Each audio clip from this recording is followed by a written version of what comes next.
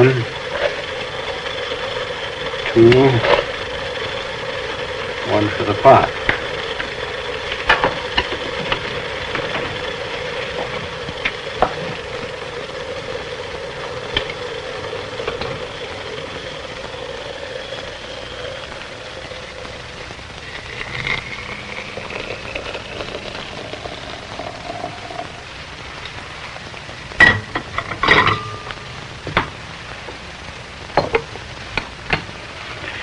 While the tea steeps, let me ask you a question.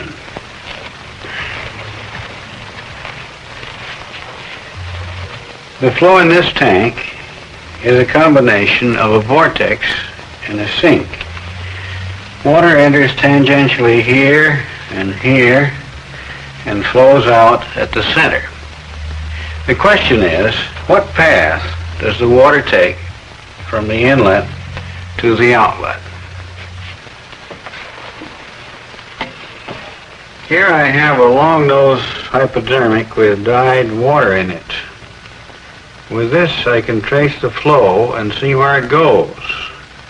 Let's try a little at the surface and see what's happening.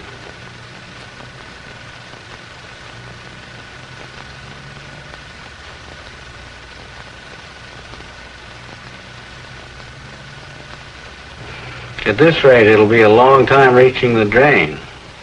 Maybe it never will. So much for surface flow. Let's start over. This time we'll try injecting at about half depth.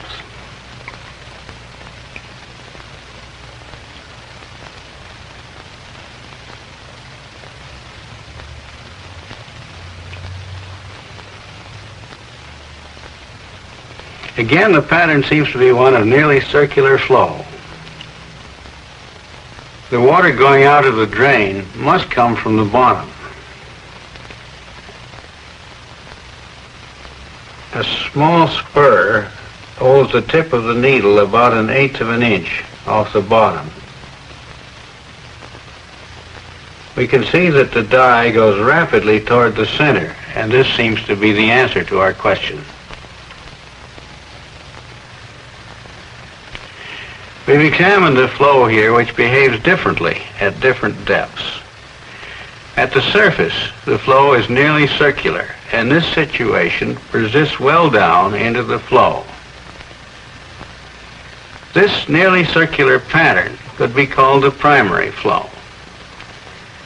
Near the bottom, however, the situation is different. Here the flow sweeps inward in a steep spiral and down the drain. This departure from the general situation is called secondary flow. Let's see if we can get a little more specific idea of what we mean by primary flow and secondary flow. In order to understand a flow, it's often useful to think of it in 2 steps. The first step is to approximate the flow by a description which fits the major part of the flow with reasonable accuracy. This first approximation we call primary flow.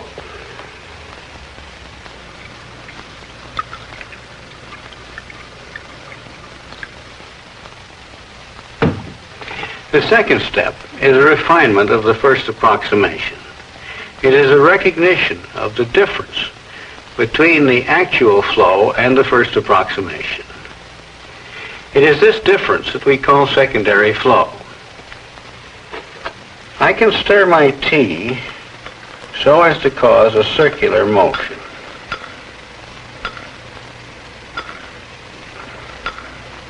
Inertia keeps this primary flow going.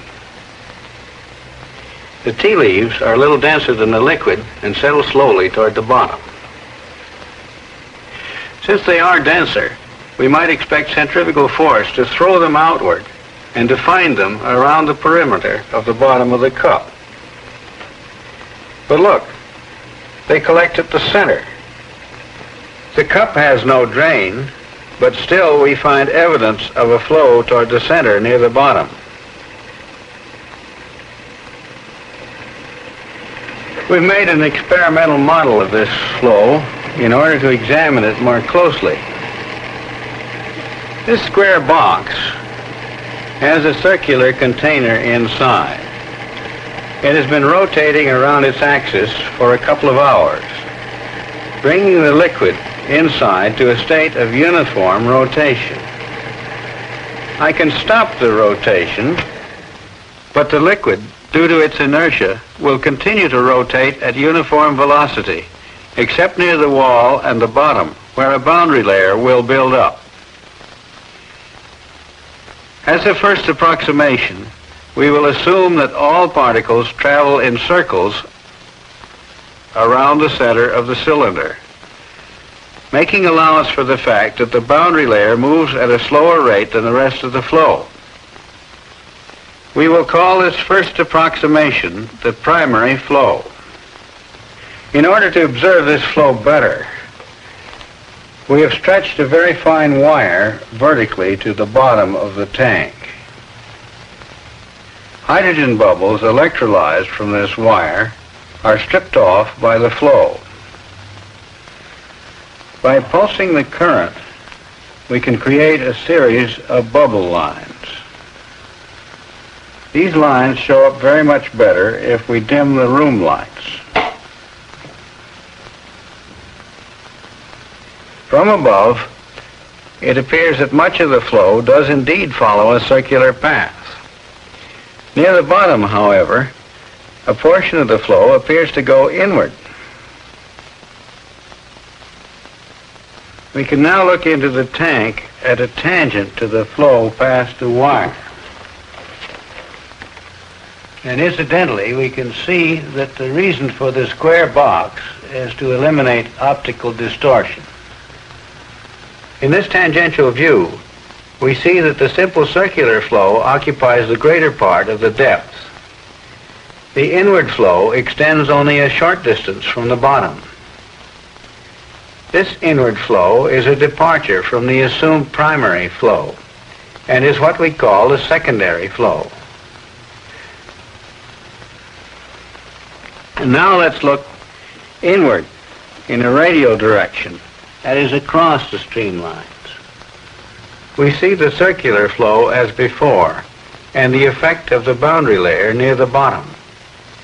But notice that this boundary layer appears to affect about the same portion of the total flow as did the inward curving secondary flow.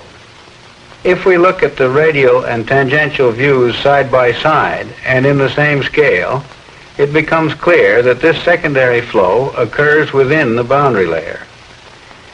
The inward movement in the boundary layer seems to be directly associated with the reduced tangential velocity in the boundary layer.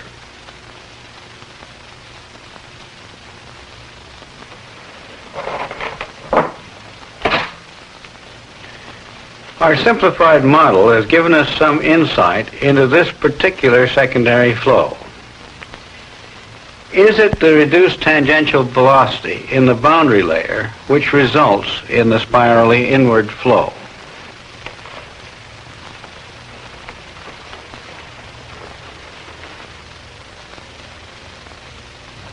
Let us consider a fluid particle moving on a circular streamline. The pressure force on the outside must be larger than the pressure force on the inside in order to result in a net pressure force inward. The pressure gradient, you will recall, is described by Euler's equation, normal to the streamline.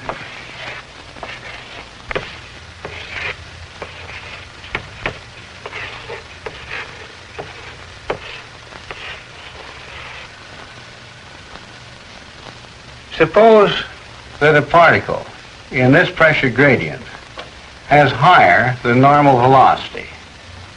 It will then have to follow a larger radius and be carried outward.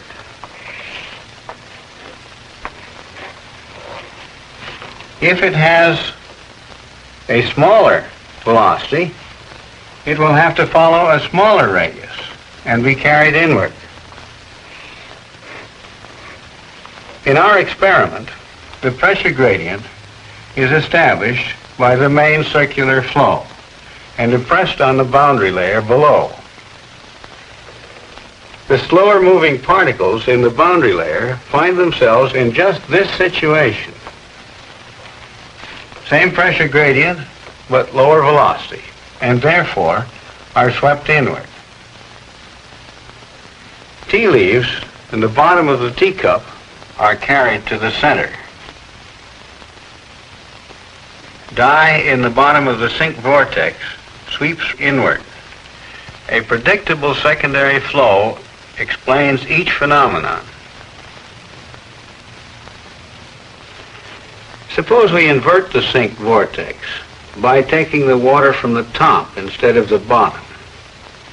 I have closed the drain at the bottom and arranged this siphon to withdraw water from just below the surface. And now I will put some dye near the bottom in the boundary layer as before.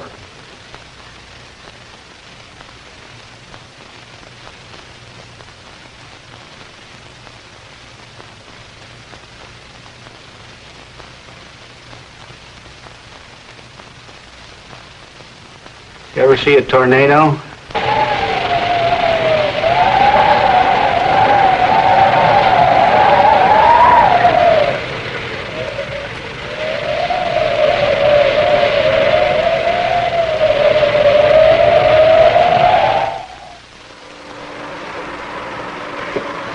Here's another piece of apparatus for investigating secondary flow. It is an open channel with a bend in it. The entering flow is about as clean as we could make it. Laminar, uniform velocity, and where we're going to observe it first, that is well clear of the sides and bottom, nearly frictionless. Here's a sheet of bubbles from a vertical wire.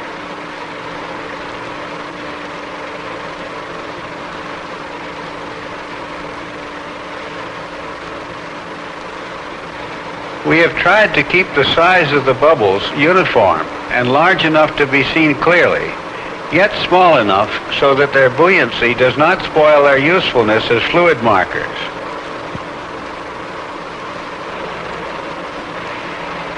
Let's see what happens when this flow enters the bend.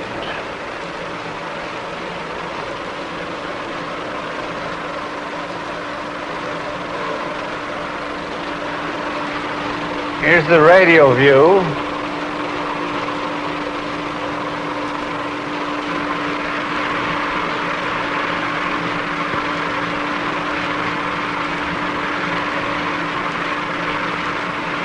And the top view.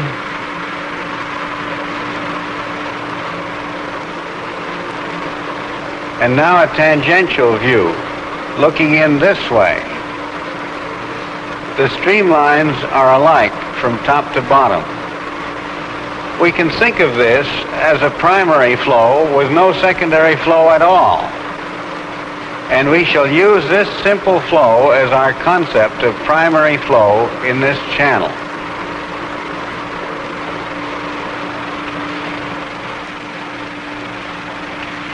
How about this sheet of bubbles? Although it may appear warped, this sheet is really in one plane, as a top view clearly shows. We might expect the same streamlines as before when we look at it in the bend. Here's the top view.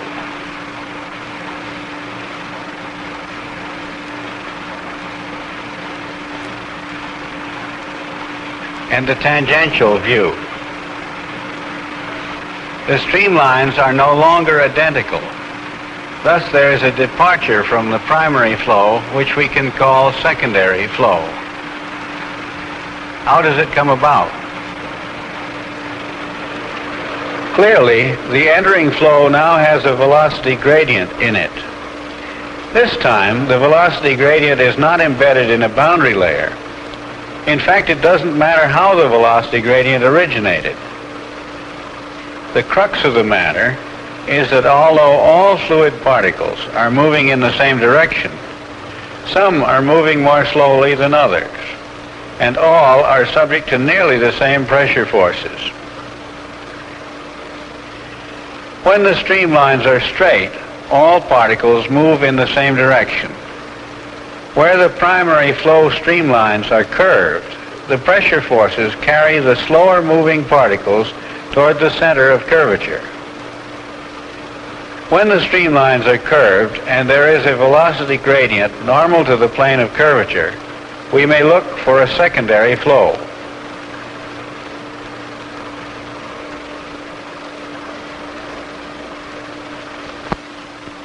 Here's an extreme case. This time, the velocity gradient occupies the entire flow. So it's not surprising to find secondary flow everywhere in the bend.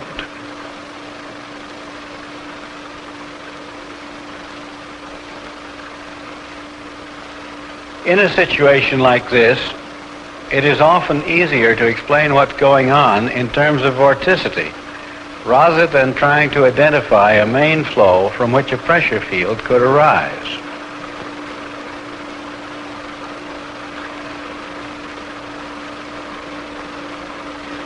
You will remember that vorticity is twice the average rate of rotation of a fluid particle. If we look for vorticity in the straight channel, we see no evidence of it in the streamwise direction.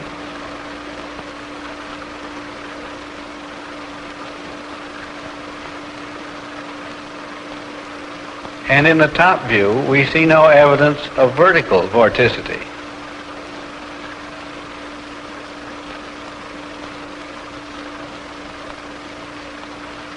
But if we look horizontally across the flow, we see that there is vorticity, and it is horizontal and normal to the streamlines. In this case, the vorticity is nearly uniform throughout the flow. We can represent the axis of this vorticity by a fluid line which can be observed from above. We can call this line a vortex line. Helmholtz has pointed out that in a frictionless flow, a fluid line coincident with the vortex line will remain so. That is, the vortex lines are transported by the fluid. Let us assume that our flows are essentially frictionless. Thus, here in the straight flow, one arm of the fluid cross coincides with a streamline, the other with a vortex line. As the flow enters the bend, the streamline leg of the cross begins to turn clockwise. Since the vertical component of vorticity is zero, the other leg must begin to rotate counterclockwise at the same rate. But this other leg represents the vorticity in the flow. This means that as the flow goes around the bend, a component of vorticity appears in the streamwise direction. This component increases as the fluid traverses the turn. In the straight channel, the vorticity represented by this fluid line, you remember, appeared in the horizontal view as a counterclockwise rotation of the fluid. We can watch a vortex line enter the bend and observe the same counterclockwise rotation of the fluid showing up as streamwise vorticity.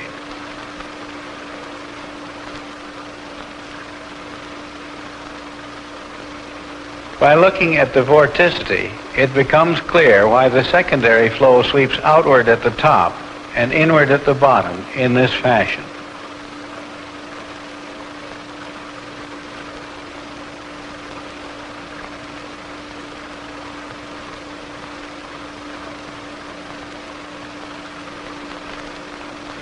Let us look again at the notched flow.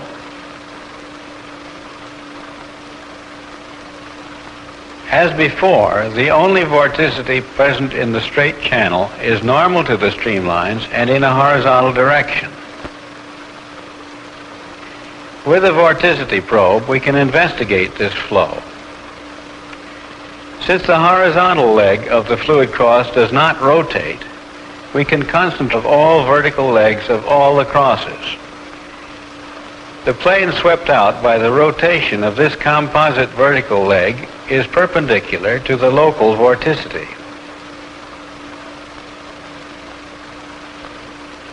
From above, we see an edge-on view of this plane.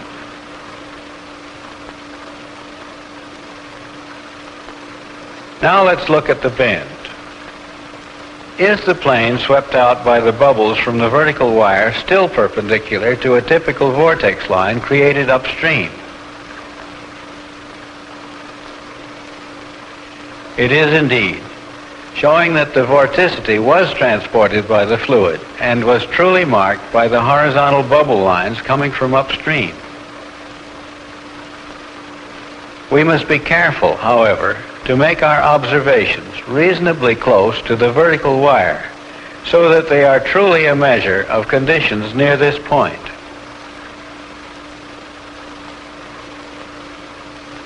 Thus, in a frictionless flow, an understanding of the secondary flow in a bend can be obtained from a knowledge of the upstream flow.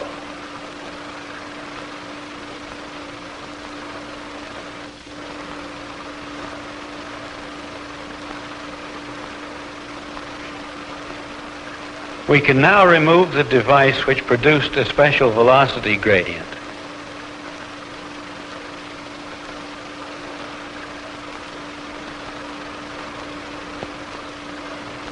And use the channel as a simplified model of a river bend. What flow pattern can we expect? The velocity gradient indicates the presence of vorticity perpendicular to the streamlines in a boundary layer at the bottom. In the bend, the radial view fairly closely resembles what we saw in the teacup model. The tangential view also looks very similar.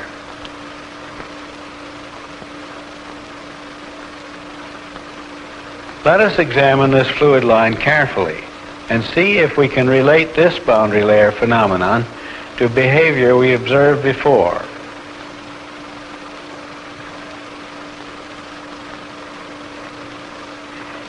The straight portion of the line leading away from the wire is close to the bottom wall. Here, local friction is very important, and we can no longer assume that all the vorticity has come from upstream.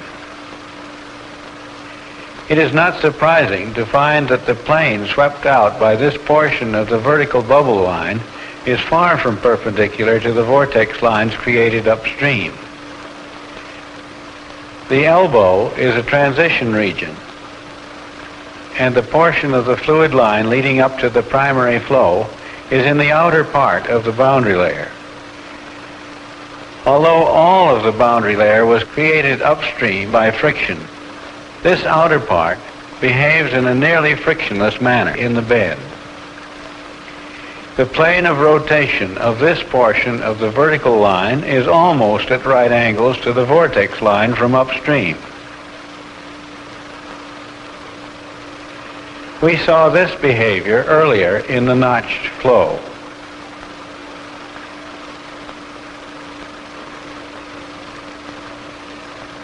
The transverse vorticity created upstream in the boundary layer has caused streamwise vorticity in the bend.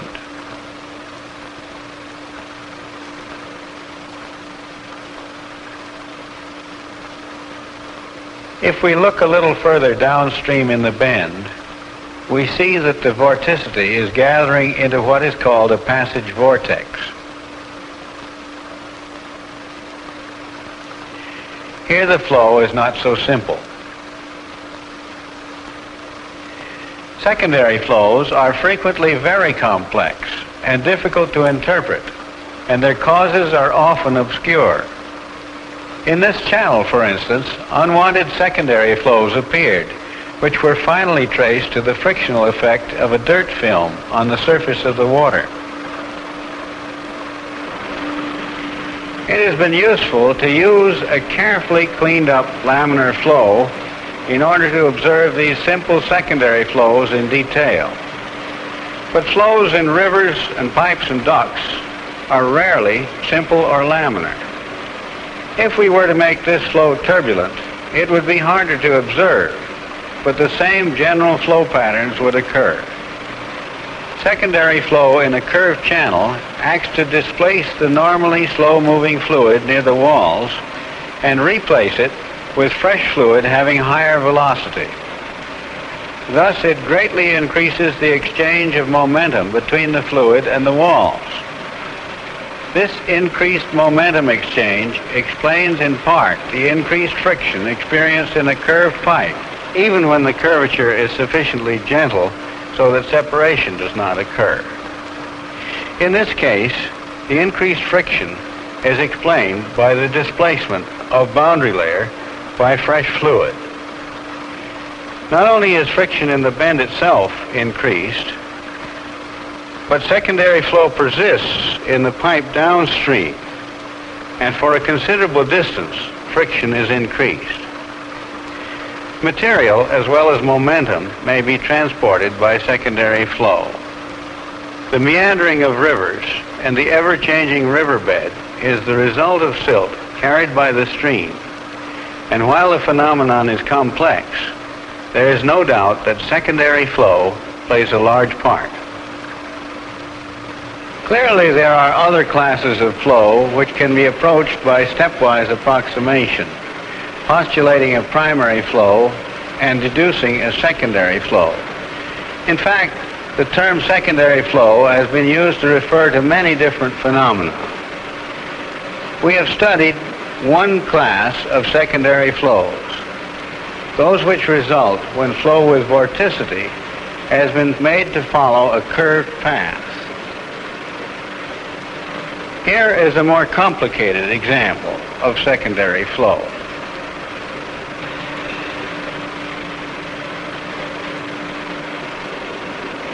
When the shear layer on the bottom meets an obstruction, say a bridge pier standing in a river, a horseshoe vortex is formed around the obstruction. The resulting shear stress on the bottom can undermine bridge piers by scouring. This is to be expected since the shear stress directly under the vortex is an order of magnitude larger than normal. And what is even more surprising, it is in the opposite direction.